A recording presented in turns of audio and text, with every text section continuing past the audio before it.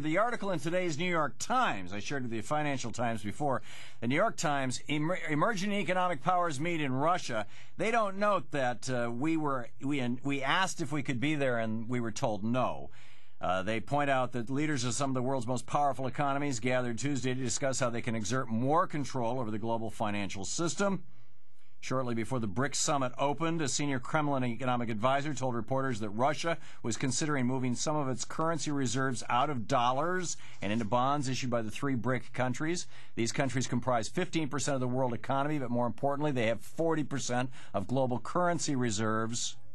They are I'm quoting from the New York Times, they are generally united in their frustration with the dollar's status as the world's reserve currency, which enables Washington to run budget deficits without fear of facing the kind of budgetary day of reckoning that other countries risk. In March, the Prime Minister of China, Wen Jiabao, expressed concerns about United States budget deficits. Later that month, the head of the Chinese central bank called for a new international currency to replace the dollar. From the Kremlin, undermining the dollar as the prevailing medium of exchange reflects a broader Russian belief that the United States exercises a dominance in global affairs that exceeds its diminishing power. This is how Reagan has destroyed the United States. That's last sentences from me, not the New York Times. All the rest of this verbatim from the New York Times. Mr. Medvedev repeated his criticism Tuesday, saying that the reserve currencies, in addition to the dollar, are needed to stabilize the world's financial situation. And it goes on from there. Back to Allison Grayson. She is the Inspector General of the Fed. She's the one who's supposed to audit the Fed's books. She's the one who's supposed to know everything that's going on in the Fed. She is being questioned by Alan Grayson, a first-term Democratic congressman and former federal prosecutor. Here we go. Well, I have a copy of the Inspector General Act here in front of me, and it says, among other things, that it's your responsibility to conduct and supervise audits and investigations relating to the programs and operations of your agency. That's correct. So I'm asking you if your agency has, in fact, according to Bloomberg, extended $9 trillion in credit, which, by the way, works out to $30,000 for every single man, woman, and child in this country.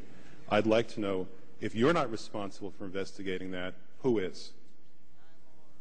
No, we have responsibility for the Federal Reserve's programs and operations, audits, to conduct audits and investigations in that area. In terms of who's responsible for investigating, would you mind repeating the question one more time? What have you done to investigate the off-balance sheet transactions conducted by the Federal Reserve, which, according to Bloomberg, now total $9 trillion in the last 8 months? Let me just pause this for a moment. $9 trillion. Keep in mind the entire GDP of the United States is a little over $13 trillion. In 8 months, the Fed has created $9 trillion? I'll have to look specifically at that Bloomberg article. I'm not, I don't know if I have actually seen that particular one. That's not the point. The question is, have you done any investigation or auditing of off-balance sheet transactions conducted by the Federal Reserve?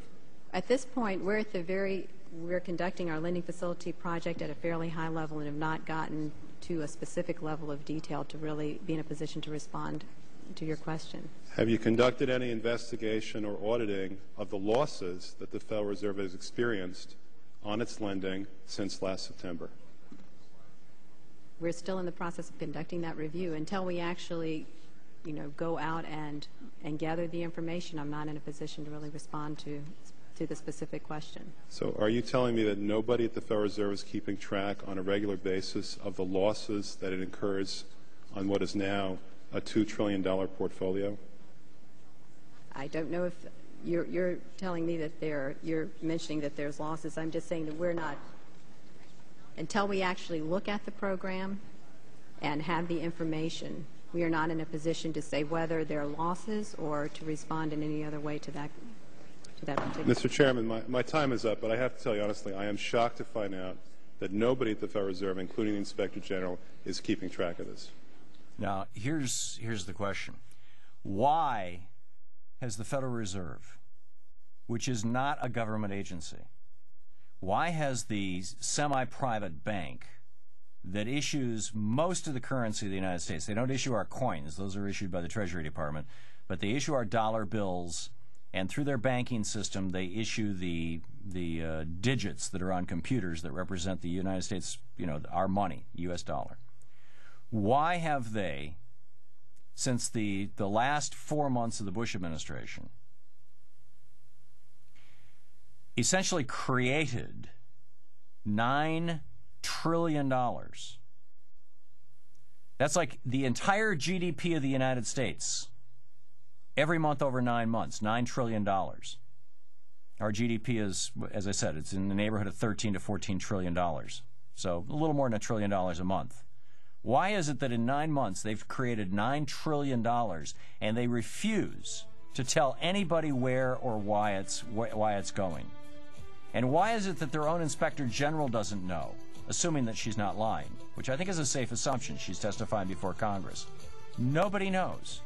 Is this the Fed's desperate attempt to prevent a crash that is unimaginable in proportions, or is this theft? Because my guess is it's one or the other or both.